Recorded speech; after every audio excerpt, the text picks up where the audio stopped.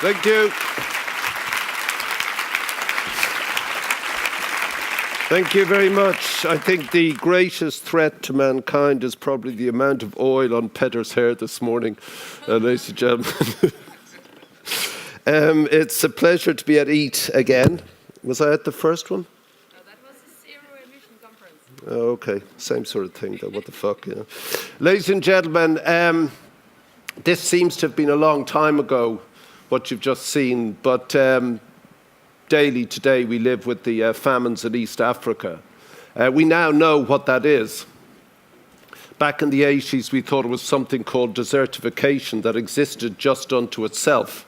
And very rapidly, we learned that it was a phenomenon called climate change that was occurring.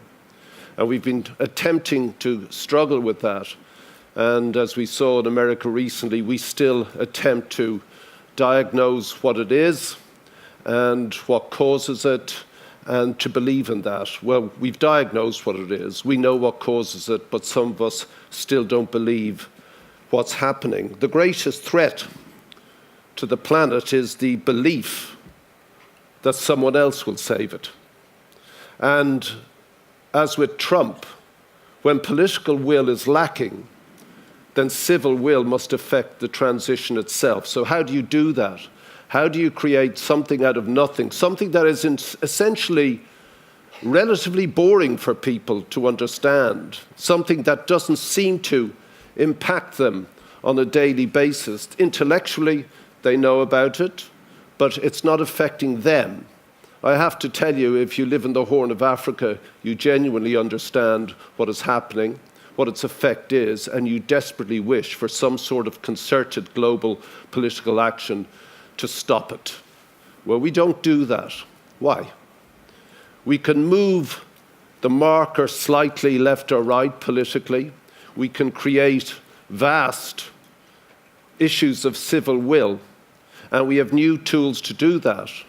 But how often do they work, and have they changed since we decided to do this back in 1984? Now, I've been doing this sort of thing since I was a kid. When I was 13 in school, I started with a friend of mine, the anti-apartheid movement, as soon as I understood what was happening in South Africa, through listening to my pop idols, through listening to Bob Dylan and the Rolling Stones, turning me on to rhythm and blues, and Dylan turning me on to the writing of James Baldwin. And I couldn't really understand why an entire people were suborned, were considered less human, were disenfranchised, dehumanized, because they happened to have a different skin color. It seemed intellectually absurd to me that that should be so. And so at 13, in school, we started this little thing, and gradually it grew. And we had a march of 60,000 people on the streets of Dublin that summer, and I got the policeman to smack me over the head with a baton, and so I was cool. I was so cool. It hurt, but I was cool. And we stopped the South African rugby team from coming to play in Ireland, which was probably the main animus for my anger in the first place, because they were going to beat the Irish, but we stopped them from playing, so everything was great. I then joined the campaign for nuclear disarmament. I shared a bedroom with my dad. He had a big bed over on the left-hand side of the room, and I had a single bed on the right. And he would kneel down every night to say his prayers before going to bed. And I prayed to the God that was behind my bed on the wall. It was a great, big, giant black and white poster with chalky ink. I can feel it and taste it now. And it was a picture of a nuclear explosion, that great, beautiful mushroom cloud with just a single word, no. No has been my animus throughout my entire life. I respond and react to things. And it went from there. I was working on an underground newspaper in Canada in 1972, and I went with Paul Watson, that genius of early Greenpeace, who bought a trawler boat and went out up to the Arctic from Vancouver to stop the Japanese whalers. And on one journey, I was with him, and I was in those little dinghies that ran across the Japanese whaling ships and got between them and the whales to stop them killing them. And it's thrilling It's thrilling to perceive something as a grave threat. It's thrilling to examine yourself and where you stand on this, but even more thrilling to try and persuade others that this not may be great and that this can change. Now, change comes from anywhere. We're buffeted by change the whole time. It's how we navigate and negotiate it that makes our lives. And change can be good or bad, but it is only good when it is balanced and meets the needs of society, the requirements of society. What you try and do in this conference is to take something that is existential, the collapsing health systems and food systems and climate systems and environmental systems of the world, and channel that into a single policy view. And that's what's required, because this issue that you deal with is so amorphous. It takes into account where we are precisely at the beginning of the 21st century. But it has to battle against seemingly other enterprises. I can't see a difference between what you talk about, food, sustainability, climate, water, and all these things. It is one issue. The global population and the global economy have burgeoned to such an extent that it has already pushed at the finite resources of this planet. Now, while we sit in this room and talk about that, that's thrillingly dangerous. We get a frisson of fear, an intellectual fear too, that unless we transmute this fear into some sort of political action, then we're not going anywhere, this species, this little ball of ours. Woody Allen has, as ever, a wonderful and typically mordant joke. Woody says, "Never before in the history of mankind have we faced such a crossroads. Down one road leads despair and utter hopelessness, and down the other, complete extinction. Let us hope we have the wisdom to choose wisely." That's what this conference is about. Choosing wisely. If we're going to be extinct, let's go for despair and utter hopelessness. I'm comfortable in despair. There needs to be, obviously, clearly, political awareness, and there needs to be a policy to make that happen. But there needs to be some sort of mass public awareness that pushes that, a civil will that will push the political will towards a finite end. Now, campaigns, in my opinion, and I know Matt Freud was here talking about communication earlier, and he and I worked together on several things, including Band-Aid, including Live Aid, including the One campaign. So he talked about communication. But for me, it seems that for a campaign, a structured organization that illuminates people and gets them fired up enough to go the distance with you to a political resolution. And the only way to resolve this is by utilizing the agents of change. If you want change, you must connect with the agents of change. And the agents of change in our world, for good or ill, are our political representatives. But they will not move unless they are obliged to. So how do we do that? Now, everyone says the web, that's the way to go. No, the web is just one small component, and indeed a lesser component, in the age-old tricks of campaigning. There has never been a moment or a successful campaign where there isn't some emblematic figure at the center of the campaign. It can be Mandela, it can be Gandhi, it can be William Wilberforce, when unbelievably he got rid of slavery. The British economy was entirely based on the notion of slavery. And this man from the Midlands of Britain took 20 years to have it passed in Parliament that slavery would be abolished, and that the Royal Navy, instead of escorting the slaving ships, now sank any ships that were slavers and returned the slavery to Africa. It's an extraordinary model of something that needed to be done and was done. And it took an entire economy to be turned around. That's probably not viable today, but it is what you're asking. because the system that we've set up, and I've talked to Peter and Goodhit a lot about this, the system mitigates against what you want to do. So if there is to be change, real change, as opposed to coming to Scandinavia every year and talking about this, it does need a central focus, a central point. And the figures show you that it's a mix of all the media out there. That seems self-evident. But then people say, well, look at Trump and his use of Twitter. It's an amazingly effective tool. Well, Eisenhower had radio, Kennedy had television, Obama had Facebook, Trump has Twitter. It's just one more medium. That's it. And it requires a specific gearing to make it operate successfully.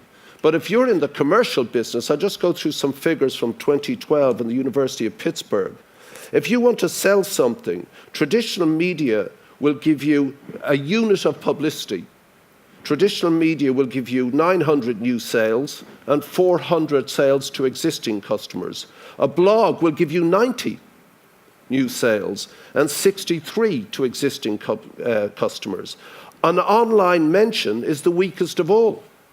99 sales and 48 from people who are following you anyway.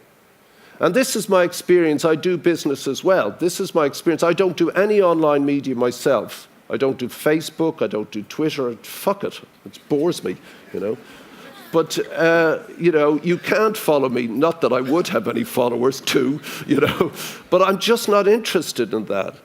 Trust, and this is at the center. This is why I say there has to be a point of view articulated by a central figure with a positive, achievable end. People will only come with you if they trust you, if they trust the issue and they trust your resolution towards that issue. In traditional media, 71% of the population trust newspapers. Who'd have believed it? 70% trust cable news, 64% trust network news, blogs, online forums are trusted by only 34%, and more amazingly, social networks are only trusted by 36%. So if you've got Facebook followers, only 30, even if it's peer-to-peer, I like, therefore you like, only 36% of your followers trust your opinion, enough to be interested in it. So what it needs to be is compounded of everything that's out there. There seems to be 3 stages in a campaign. There's origination, and we were talking about this last night. You need to create some sort of shock the system message. So in our case, with Band-Aid, it was created by Michael Burke's work of genius, his report on the 1984 famine, where he stumbled across these people sitting in a field waiting to die. He didn't know they were there. He was on his way to the north of Ethiopia to cover a different story, the Civil War story, the longest-running war of the 20th century. And here he came across this epic famine, which he said was of biblical proportions. I was home that night when it was broadcast, and for various reasons I responded to it in a certain way. What I'd forgotten was that, of course, in the days of monomedia, 2 channels, the entire country saw the BBC 6 o'clock news. And when I said something about it the next day on the radio, the response was overwhelming. So you need to create a shock the system message. What is the shock the system message of EAT? What is it about health? How is it going to affect people? Yes, you can show a field full of people in mortal agony. Dying of hunger is extremely painful. They sit there without the energy to moan or cry often. But when you go there, the smell of famine, the sound of it, the flies, the soft moaning, nobody cries. There isn't enough water in the system. So that came across And how then do you carry that forward?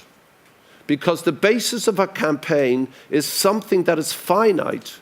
Come with me, and we will go there. I can't go there by myself, but together we can get to this point. We can achieve this end. Now, hunger is easy. Give me £1, give me €1, give me a kroner, give it to me, and I will get it to somebody who's hurting. I will. And I will show you the direct causal link of responsibility between you and them. Now, charity is a much overused and possibly derided word. It isn't. It is the manifestation of empathy, of one human being seeing another hurt and saying, no, let me give you a hand. And the most that we can do is to put £1, £1, £1, whatever, into the pot. That's the most. But it is the most magnificent. Not to do so, not to see another person, another human being in pain, and knowing you can help, and you don't, and something inside you dies. But beyond that, it is profoundly political, because I can put my £1 into the Oxfam box, but if 1 million of us do it, then I got the numbers, and politics is only numbers. So at Live 8, all we wanted was the numbers. Live Aid, we wanted the money, but we showed them with the amount that we got, which was at the time about $150, $180 million in one day. We showed them. We got the trucks, we got the food, we got the boats, and we showed them the direct causal link. So there was an achievable goal which was arrived at, and they felt not only a sense of validation and victory, but a sense of what it is to be human. And we were able to take them on a long, dull journey of 20 years to Live 8. Because now we had to translate the frisson, the emotional payoff, the excitement of seeing that the world sometimes does work, if it's cooperative. And it's boring to translate famine into long-term development. How do you do that? But once we'd achieved for them the first victory of keeping as many people alive as possible, they were prepared to come, many less than the millions who helped for Band-Aid and Live Aid, but enough, and political awareness, and a new generation came to politics, Blair, Clinton, Schroeder, who were called Live Aid babies. And we had political access because we had the numbers.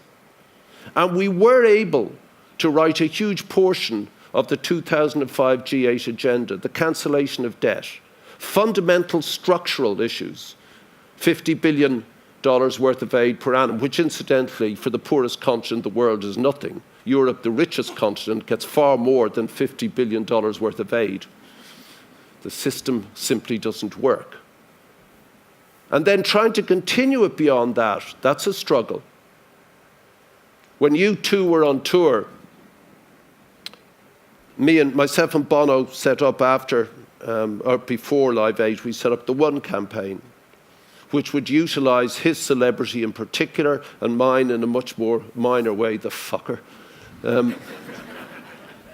Hey, he's small and fat, and, so win some, lose some.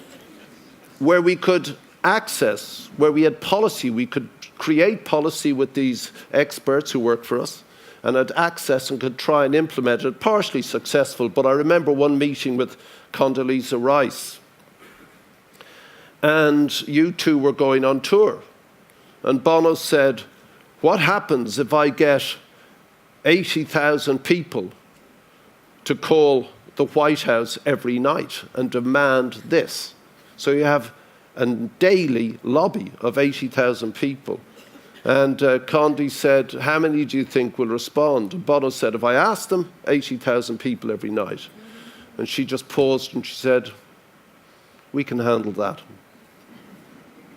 Now, it's far better to deal with people who tell you exactly what they're going to do and what they're not going to do. Angela Merkel will always say exactly what she's going to do and what she's not going to do.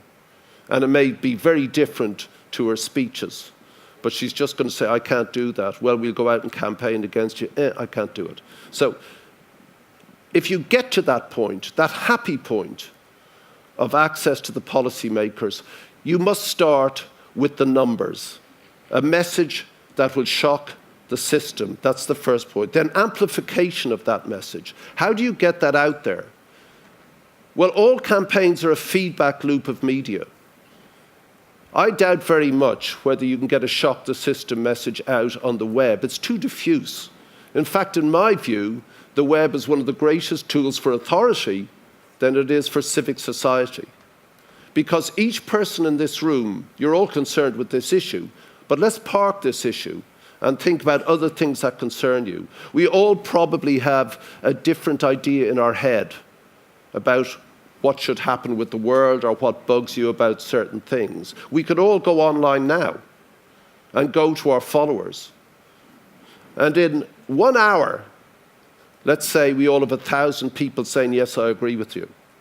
That's easy for authority. They can divide and say, okay, we'll take that because that's easy, that's part of our policy, we can go there, we can do that. And it feels like there's direct democracy.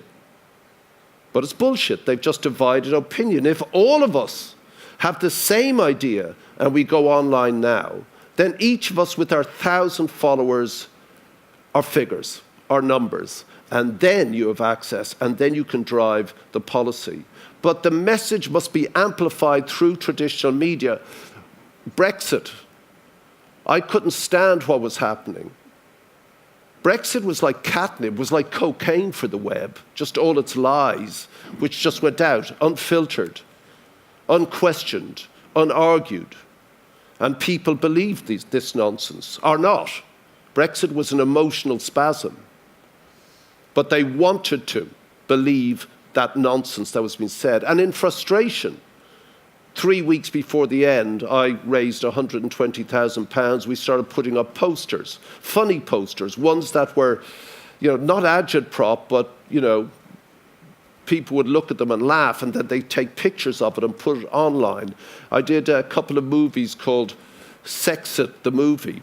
And this got the front page of The Sun, grubby anti-Brexit gang and filthy pictures. Yeah, because young people would watch it and they'd just laugh and post it on. And so it got onto the front page of the mainstream papers. It was then covered by television. Once it breaks into the mainstream, once you become the news itself, that amplification of message. But it still needs... It cannot be amorphous. It still needs the individual. And so in a final desperate lunge at credibility, I hired a big boat and went down the Thames and tried to stop Nigel Farage coming up the river to park outside Parliament. And so we had the Battle of the Thames, But it does require individual commitment over the long term so that people can believe in you and your conviction and your idea. Sometimes a sort of charisma appears that isn't yours naturally. You just have an idea that others pick up on. In the case of famine, I just said, let's do this. And my fellow workers in song said, I'll come with you. And people then began to trust, and we delivered. Shock the system message, amplification, and then reinforcement of that. You must go out individually, personally. I know it's not your thing, but if you want this to happen, posters, you see it on the street. Don't put too much glue on it so that kids can take it off and put it up on their wall like I did. Keep moving on this, but have a definite positive end that is achievable within a short space of time, because they don't have the patience in the web age to stay with you. None of us are William Wilberforce anymore. We don't have 20 years to go. It must be done rapidly. So for this group, and particularly for Gunhild, who bothers about this all the time, It needs to be short, it needs to be sharp, it needs to be achievable and deliverable, and give people their victory, and then they will come with you on the next round. People can't see the issue you're talking about. They're bored by climate change. But ladies and gentlemen, when the land starts drying up, when water becomes a trickle, when the health systems are collapsing and taxes are raised to pay for new ones, when national shorelines, not international, national shorelines are being swamped by a rising ocean, then they listen. But then it's too late. And finally, the one ingredient, it's commonplace. The one thing you need to do this is to forget everything else almost, your personal life, your daily, quotidian problems. Because if you genuinely believe it, if people are to believe you, then everything must go, and you must have one solid thing in your head, a total commitment to what it is you want to achieve. And I pulled this out of my pocket because it was sent to me during Live Aid in 1985, when I was very tired and I was very frightened, because this thing that I'd seen on television and just responded to the next day had become too big for me, I thought. Margaret Thatcher was calling me, Rupert Murdoch was calling me. One, I didn't want to speak to them, but two, I knew I had to, you know. So all this was too much. And I was on television and somebody saw that I was very, very tired and very worried. And he sent me a letter. I got a lot of letters, Bob Geldof, England letters, and they came to my door. And in it was this. I threw away a lot of them, but this guy said, I saw you on TV last night. He said, you look very tired and worried. He said, I've been in the same place, but for different reasons. And he said, I'm going to send you this quote, which I found useful, and I think it might help you. It did help me. And I have it up in the kitchen where I work at home. I don't want to go to an office, and it's pinned up on my cupboard. And for these sort of events, this is useful because it reminds myself, as well as everybody else, the one thing that is required for anything in your life, but certainly for a campaign. This is what a man called W.H. Murray says about commitment. Murray was, bizarrely, a Scottish mountaineer from the 1950s. But he got it right. Until one is committed, there is hesitancy, the chance to draw back, always ineffectiveness. Concerning all acts of initiative and creation, there is one elementary truth, the ignorance of which kills countless ideas and splendid plans. That the moment one definitely commits oneself, then providence moves too, fate, then fate moves too.